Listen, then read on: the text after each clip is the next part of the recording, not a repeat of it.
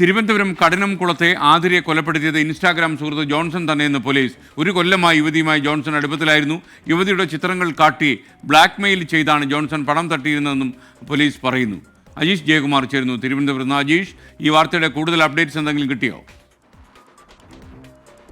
ഐസ്കേൻ, എന്തായാലും നിർണായക വിവരങ്ങളാണ് ഇപ്പോൾ പുറത്തു വരുന്നത്. അതായത് ഈ കേസിൽ ആതിരയെ കൊലപ്പെടുത്തിയത് ജോൺസൺ തന്നെ എന്ന് പോലീസ് സ്ഥിരീകരിക്കുന്നു. നേരത്തെ ഭർത്താവിന് സംശയമുണ്ടായിരുന്നു. ഭർത്താവിന്റെ മൊഴിയിൽ ചില വൈരുദ്ധ്യങ്ങൾ ഉണ്ടായിരുന്നെങ്കിലും അദ്ദേഹത്തെ വീണ്ടും ചോദ്യം ചെയ്തതിൽ നിന്ന് അത് മാറുകയാണ്. ഈ ജോൺസൺ തന്നെ കൃത്യം നടത്തി എന്നുള്ളൊരു നിഗമനത്തിലേക്ക് പോലീസ് എത്തിയിരിക്കുകയാണ്. ഇതിൽ പറയുന്ന പ്രധാനപ്പെട്ട വിവരങ്ങൾ, ഈ എറണാകുളം ചെല്ലാനം സ്വദേശിയാണ് ഈ ജോൺസൺ ഔസേപ്പ്. അദ്ദേഹത്തിന്റെ ഭാര്യ വീട് അവിടെയാണ്.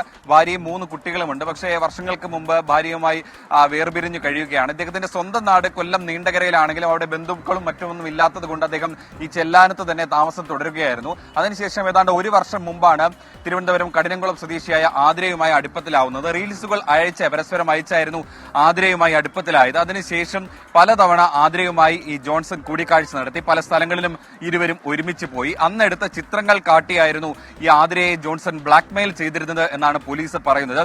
ഇങ്ങനെ ബ്ലാക്ക്മെയിൽ ചെയ്ത് ഏതാണ്ട് 1 ലക്ഷത്തോളം രൂപ ആതിരയിൽ നിന്നും ജോൺസൺ വാങ്ങിയിരുന്നതായും പറയുന്നു.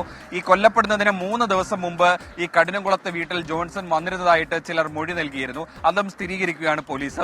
അന്ന് വന്നപ്പോൾ 2500 രൂപ ആതിരയിൽ നിന്നും ജോൺസൺ വാങ്ങിയിരുന്നു. മാത്രമല്ല കുറച്ച് ദിവസങ്ങൾക്ക് മുമ്പ് ഈ പെരുമാതുരയിൽ ഒരു വാടക വീട്ടിൽ താമസിക്കുന്നുണ്ടായിരുന്നു ഈ ജോൺസൺ. അവിടെ നിന്ന് ഇയാൾ ഒരു കത്തിയുമായി പോകുന്നതിന്റെ ദൃശ്യങ്ങളും പോലീസിന് കിട്ടി. അങ്ങനെയാണ് ഈ ആതിരയെ കൊലപ്പെടുത്തണമെന്ന ഉദ്ദേശത്തോടു കൂടി തന്നെയാണ് കഴിഞ്ഞ ദിവസം ഈ ജോൺസൺ കഠിനംകുളത്ത് എത്തിയതെന്നൊരു നിഗമനത്തിൽ പോലീസ് എത്തിയത്. എന്തായാലും ഇയാളെ ഇപ്പോഴും കണ്ടെത്താനായിട്ടില്ല.